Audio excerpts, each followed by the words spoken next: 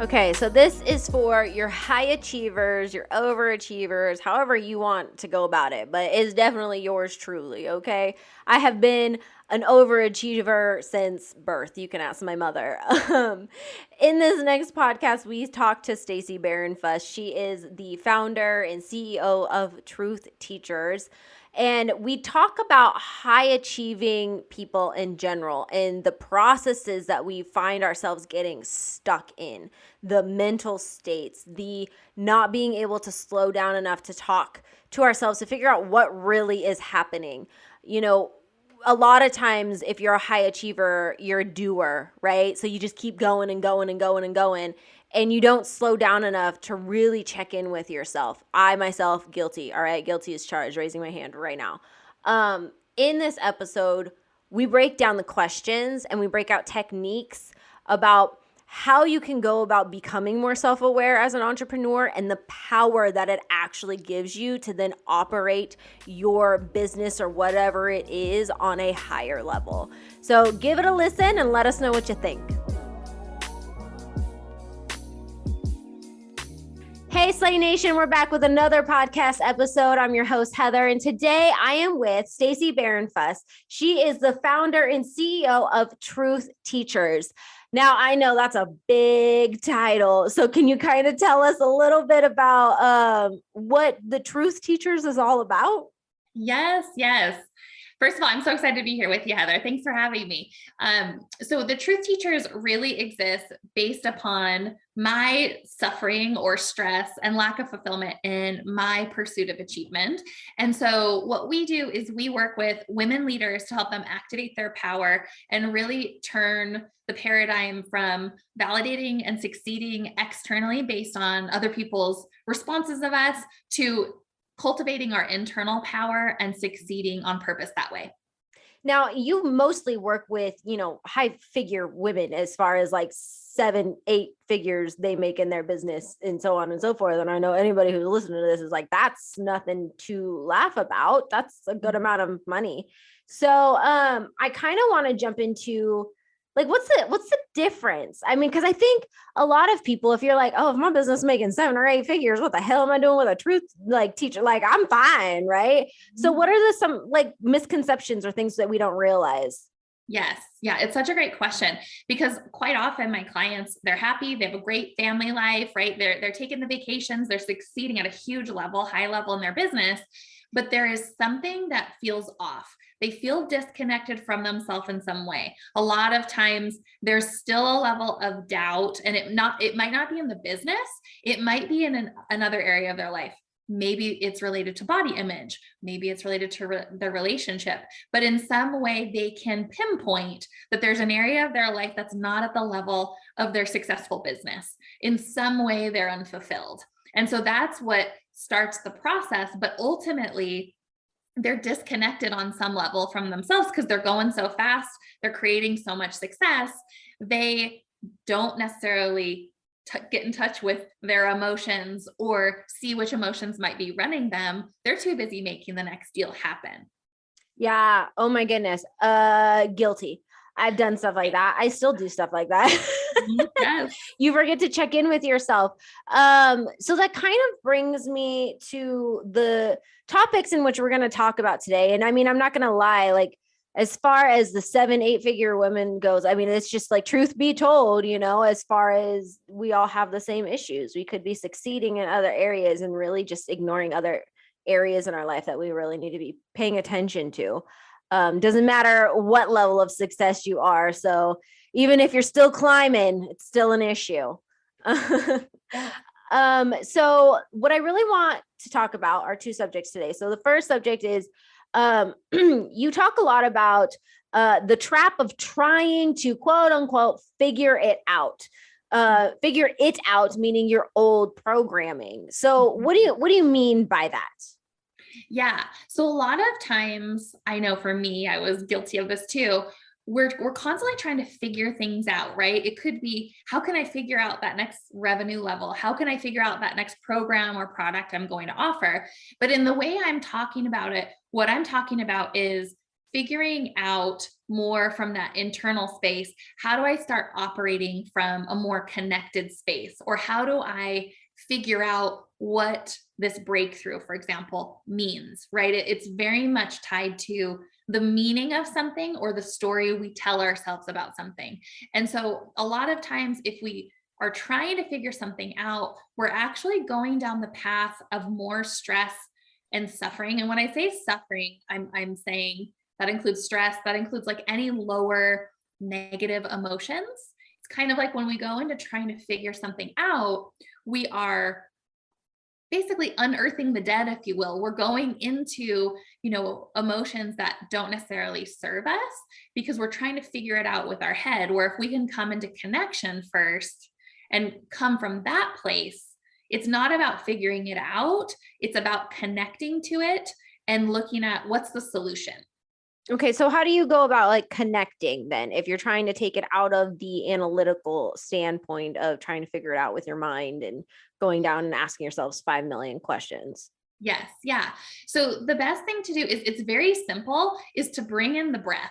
Because as high achieving women, we don't necessarily lean on meditation in the heart of a challenge, right? Nope, we're geared to go. We are moving. We're gonna make it happen. Exactly. Yes.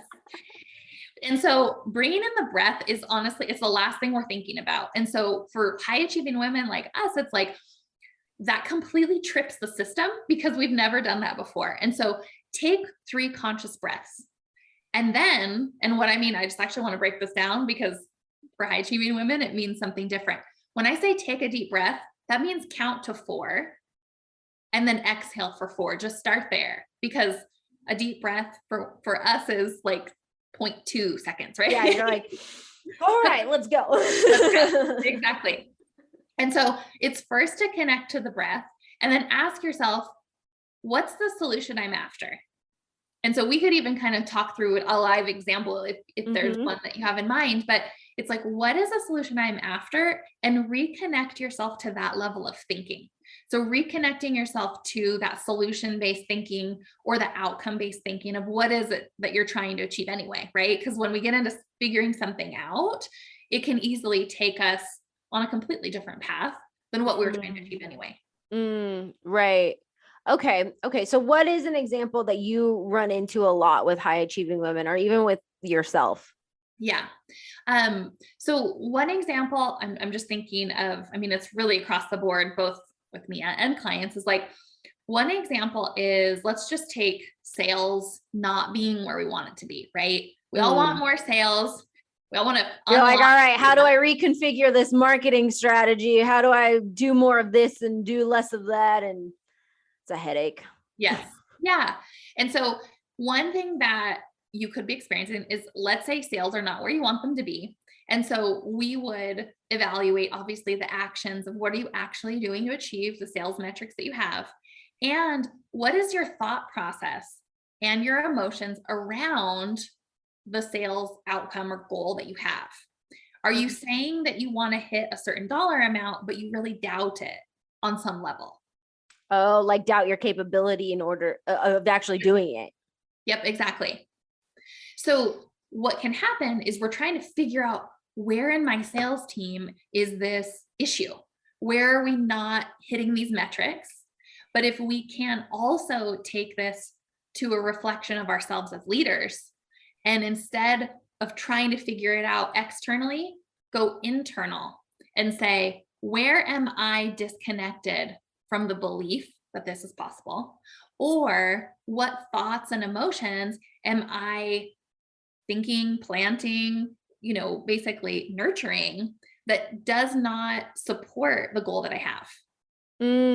So you're basically saying that your thoughts, beliefs, we know that they have power, but they ultimately can just make you second guess whether or not you're doing anything correct, lead you down the spiraling path. Like, how does that look?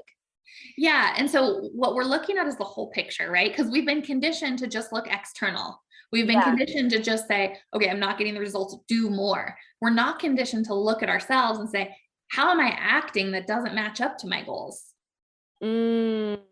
Right. Okay. So if you are acting like you're scared or you're second guessing yourself, or maybe you have that self-doubt of like that imposter syndrome that I know a lot of high achieving women have, this imposter syndrome of like, oh, it's not really like it's, or even downplaying it. I see like a lot of women who achieve so much and everybody is just like in awe and they're like, oh, it's not that big of a deal. I myself am guilty of that. I do that all the time, downplay it. I'm like, that's not that big of a deal. Like all you had to do, it's not that hard, that kind of stuff. So Yeah. how do those emotions really play a part? And is there an example you could share? Yeah, yeah. So let's use the downplay because that's such a common one with women, right? Oh my Is goodness. we don't want to be the bigness that we really are. We just want to fly under the radar, be super successful, and not get too much attention, right? Mm-hmm. Right. Mm-hmm. And so the idea is, what about your success are you downplaying? Right? So it's like, what about the success? Where are you almost like it's almost as if you want to avoid that attention at some level. Like you're good with enough praise, but once it gets to, you've heard the thermostat example, right? Once you get to 75 degrees, you have to go down because it's too much goodness. It's almost like sabotaging your own success. Yeah. Yeah, exactly. And so a lot of times what I see with clients is they will downplay or not show off the success because they don't want to be like, the men that they've seen, right, that have the big egos about their success, or that they don't want to act like they know it all. They want to stay safe in the realm under that 75 degrees, if you will. Oh my goodness. Yeah, no, and I totally understand what you're saying because I myself sometimes have to thrust myself forward. And I mean like thrust forward because I will get to that 75 and be like, okay, we're good, and then part of me is just kind of like, no, you're not. You have so much more to go. Why are you stopping? Push. And I have gotten better at realizing when I'm like trying to shrink and then I'm like, no, stop that mess. And like I literally have to thrust myself forward, or at least that's what it feels like. Yeah. Yeah. And that's really, I mean, what you're describing, it's so real for so many of us, which is like you have to force through it because the barrier almost is so thick. And what it is the barrier of the subconscious, which on some level, the subconscious is trying to keep you safe from, to say it frankly, when women were burned at the stake because they were expressive or they said what they wanted to say, right? I mean, this is in our genetics, it's in our history. Generations of, cultural grooming. Yes. So while that's like a piece of it, the other piece is being able to see that, when you get to that certain level, that subconscious kicks in to protect you, but it also, to your point earlier, is a sabotage to you reaching all the heights that you're meant to reach. Yeah. How do you coach people through that sabotage? Or even if they're like, they don't even realize that they are shrinking. What are some of like the signs that people, I think, feel? Yeah. I mean, definitely the lack of, and I'm going to butcher the way I want to say this, but just the lack of like claiming your success, right? So one way is not claiming all that you are. And what I mean by that is like you're super successful, but you don't necessarily show up that way in the world. Like you may, have a nice house, have a nice car, but there is this modest sort of energy about you where you don't want to seem too much. So the too much syndrome, like I'd say that's one of them, right? Is we don't want to be too much. Yeah. So that's like on one side, but then the other side is, not wanting to experience potential failure or, projecting, okay, if XYZ happens, projecting in the future. And what you're really doing is disconnecting from yourself on some level when you're projecting into the future because you're not in the present moment if you're in the future. Yeah. No, agreed. And I think for me, when it gets to that self-sabotaging point, it's so helpful to have people around you who can point that out to you. Like, hey, you're doing it. Stop it. Because you don't know, because a lot of it is so subconscious. Yes. And one way that one thing that I do with my clients, and I laugh about it a little bit just because they think it's quite funny, but the one thing that's really helpful is actually to name that as if it's like a personality. So that We'll when give my sabotaging self a name. yes, let's do Now, that. now I'm going to have to freaking think of a name. And think of like just the most awful name or someone that, you know, you didn't care for Is this so bad that I automatically thought of the name from the movie, like Silence of the Lambs? I was like, Clarice. Oh my gosh. No, that's actually great. I was like, creepy. No, but now you're going to be able to catch it and it won't control you, because the whole idea of this is to move out of things running us and us choosing it, us running it, right? Yeah, no, definitely. Sorry, clearing throat. I think that that's a powerful way to kind of look at it, is to actually just like give it the name and be like, you need to shut up. All right. Yeah. Shut up. Go away. Okay. So then that leads me to the next question of like how high achievers themselves like hide from these types of breakthroughs. Mm-hmm. Some of us, they just keep running and don't just like, I'm gonna run and not look back. Yes. Yeah. So what I realized, you know, and this is something that I talk about with my clients a lot, is this idea of, you know, we constantly throughout, you know, our journey of personal development and life, is we constantly have this opportunity to have these breakthroughs, right? But they first start as an insight. And a lot of times high achievers will take an insight and say, I'm ready to go. I have the aha. I'm ready to rock and roll. I get it. I get the learning. Let's go. And they don't necessarily sit with it so that it goes to a breakthrough. Ooh, impatient. Yes. Guilty. Exactly.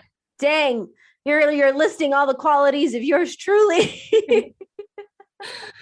But it's so interesting, because I think since you get this so deeply, I know for me, it was so true too, is like, I'm so good at doing, right? High achievers, we're so good at We're taking doers. We are doers. We're action people. yes. And so when we have an insight, our immediate conditioning is, what's the 5 steps I can put in place to rock and roll, right? Right? It's like, okay, great. Got it. Go. Exactly. And so what we're talking about here, just to make this distinction for your audience, is seeing that we're talking about the inner world right now. We're not talking about, you know, the thing that happened with the client. We're talking about an insight that you had, and sitting with that without taking an action. And I'm not saying sit for 2 weeks. I'm saying there isn't a lot of time that is true for each of us, right? For some insights, it's an afternoon and you take action in the morning. For another insight, it's an hour. But maybe what would be helpful is come up with a minimum. And so, like for me personally, if I have an insight, I always just allow an hour. Like that's just something that for me, it's just a guideline of, I'm going to let this sit for an hour. I could be ready at minute 5, but it allows me to sit with it so that I can be sure it's breakthrough status versus taking action and then missing the juiciness or information that might come as a result of being with the breakthrough. Yeah. You know, I'm guilty of just saying I have it and moving on it. And then sometimes I realize I don't have it. And I was like, shit, now I have to backtrack, and it takes longer.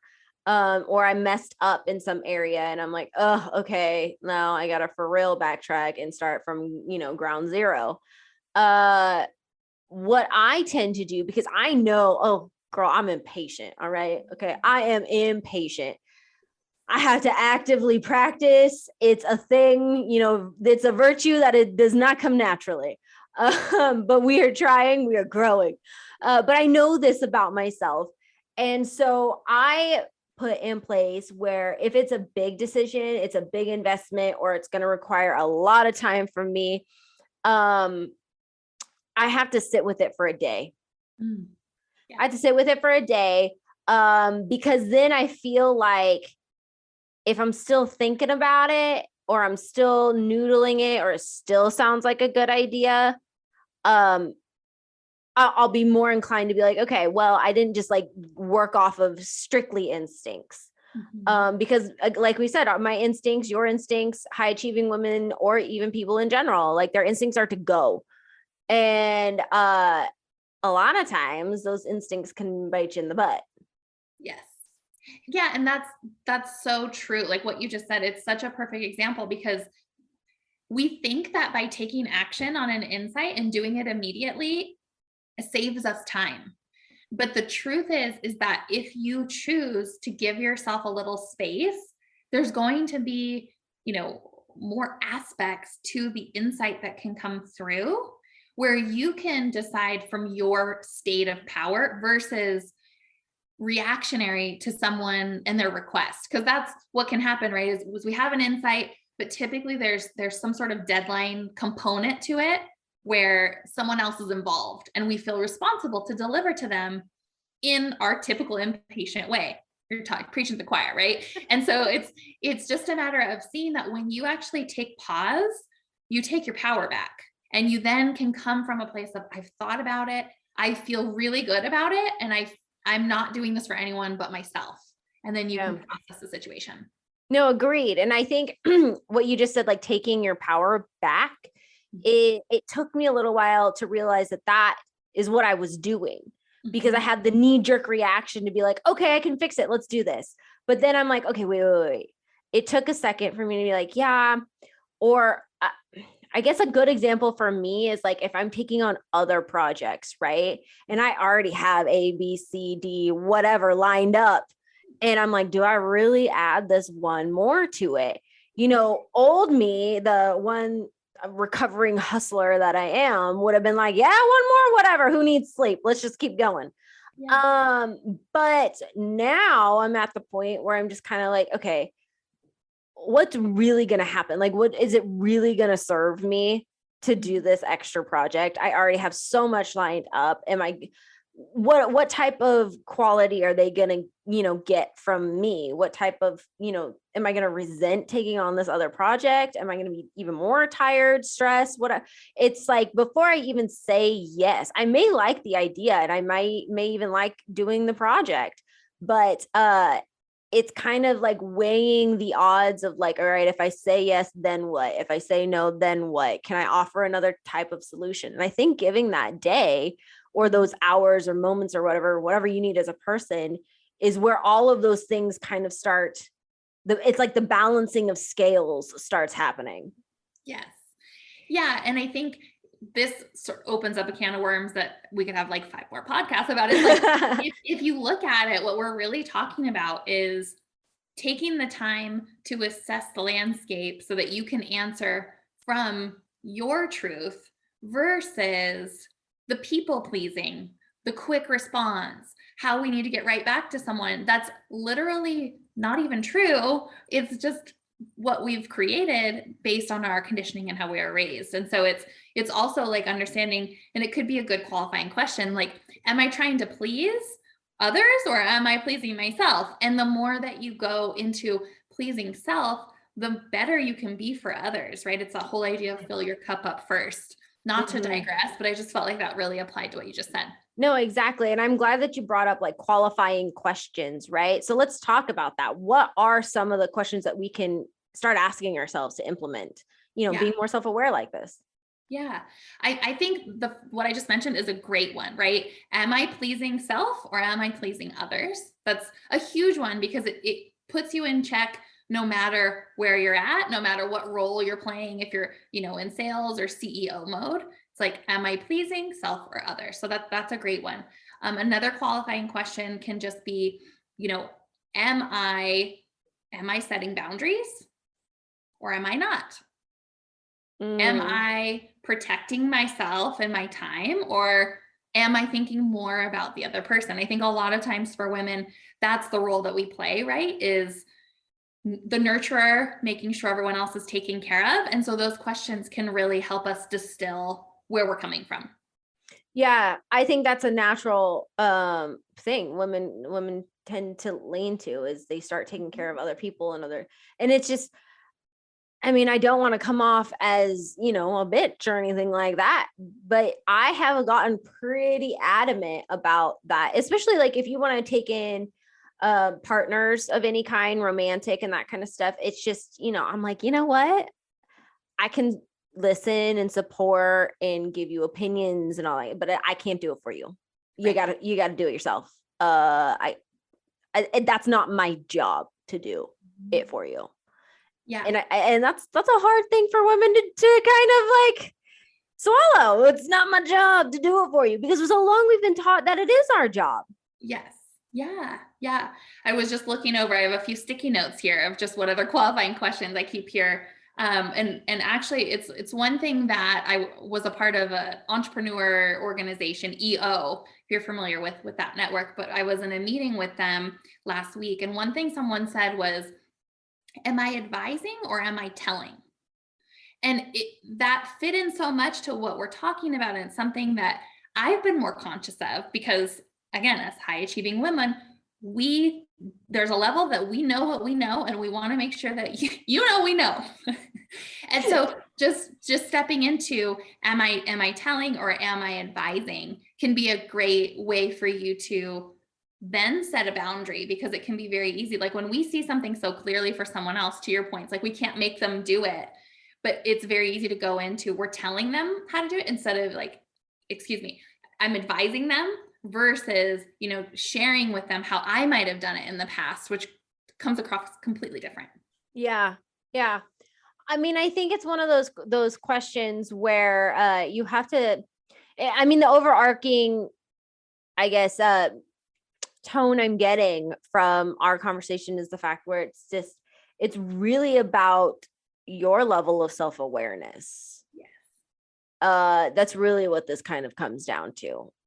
And I think the most successful people, and depending on what your definition of success is, for me, success when it comes to entrepreneurship, the ones that are most successful are the ones that are the most aware of themselves and how they operate, not only in their business world, but in life. Mm-hmm. Yeah. And that's really, it's a perfect summation of what we're talking about, right? Because it's like, the more that we can be self-aware, the more power we have. The more we are self-aware, the more we are proactive and not reactive. We're not reacting to other people's patterns. We're coming from our own truth. And you can only do that if you're self-aware. Yeah. I mean, I don't know about you, but how do you practice that level of self-awareness when it comes to business and then even your life? Yeah. So I really have curated this obsession moment to moment of my internal state and where I'm coming from. And if I get off track, which happens on the daily, let's be clear, I have a process that I go through, which is just as simple as doing that breathing technique, which is just 3 deep breaths, very simple, but connecting to where I'm coming from. Because I have found that if I'm not conscious, or if I'm coming from a triggered state, or if I'm coming from, resistance, or if I'm coming from a lesser emotion, that I then end up experiencing a level of chaos with the people I'm dealing with. And so I found it very powerful to pause, do a 5-minute meditation, take 3 deep breaths, whatever I have time for, that then I can go in my, full self to the meeting or to the conversation, and not be coming from a deficit. I'm coming from being full. Yeah. I think for me, because I kind of do that too. I get into triggered states sometimes. And for me, if they're big trigger states, I can easily turn that into a spiral. Like just like a tornado, we're going down.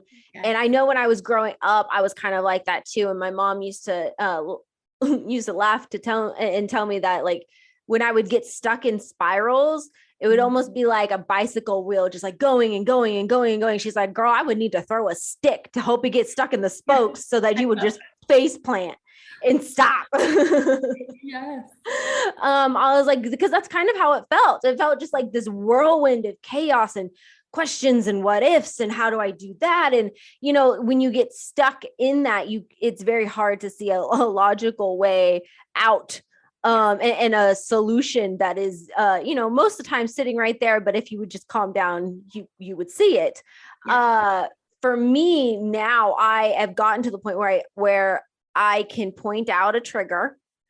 and, stop it before it starts. Or sometimes if it's a trigger and I need to go through those motions, I just go through it. But I know that, like, you have your 7 stages of grief, right? It's like I have my stages of processing that I have to go through. And sometimes you just have to go through it in order to get to the other side, because that's just your process.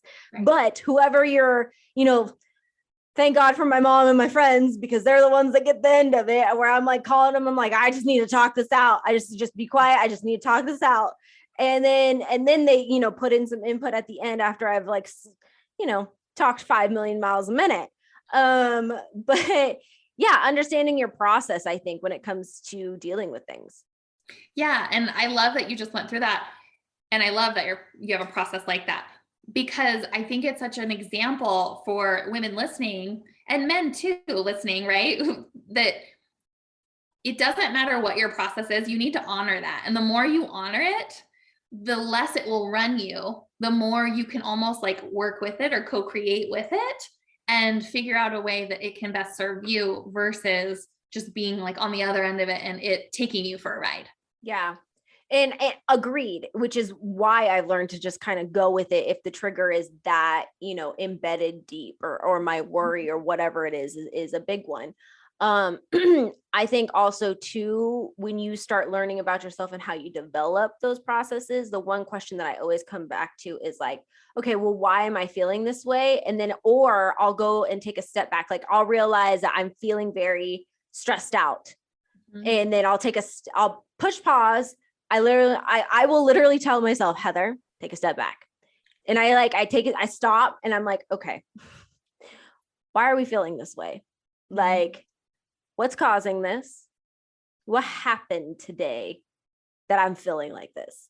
Mm-hmm. Because it's not, nobody wants to operate out of a stressful place. Oh, I hate being stressed out. Yes. Yeah.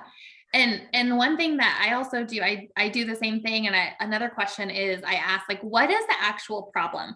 And when I ask that question, what I find is most often I can't answer that, which helps me see that it's a trigger or it's my emotion that's unresolved or something to that effect, versus there being an actual factual problem that's on the horizon. Yeah. Oh my gosh. No, totally agree. And I do that too. And I think once you can put words to it, and I know a lot of therapists, a lot of coaches, a lot of whatever will be like, when you can put a word to it or words to it, it just takes the power away. You're like, I understand now. And then this is how we're going to address this. Right. So to wrap this up, what do you think are your words of wisdom and maybe some action items people can start doing to start implementing these things that we've been talking about? Yeah, I think that the first thing, and it's I would say that one of the main things I operate by in my life is I'm the problem and the solution. So at any moment I can shift, and that is so empowering, and that puts always the solution in your hands, no matter what the problem is. So that would be the first thing. The second thing is, I can't stress enough how critical, important it's been for me over the years, putting that, midday meditation in my schedule. And it could just be 5 minutes, but just doing a meditation partway through the day. And especially before something that I might be stressed out about, or a meeting that, I have some anxiety about. That has been such a game changer, is just taking a few minutes to breathe, reconnect to myself, and then be able to present from that full cup. I would say, that's just been huge. And the more that you can do that, the better, because you're coming from that calm inner state. Yeah. Where can people find you and contact you? So the best place is our website, which is thetruthteachers.com. All of our promotions, social handles, everything is there. And that's the best way to get a hold of us. Amazing. Thank you so much for joining us. I really enjoyed this conversation. Me too. And until next time, Slay Nation, we'll catch you later.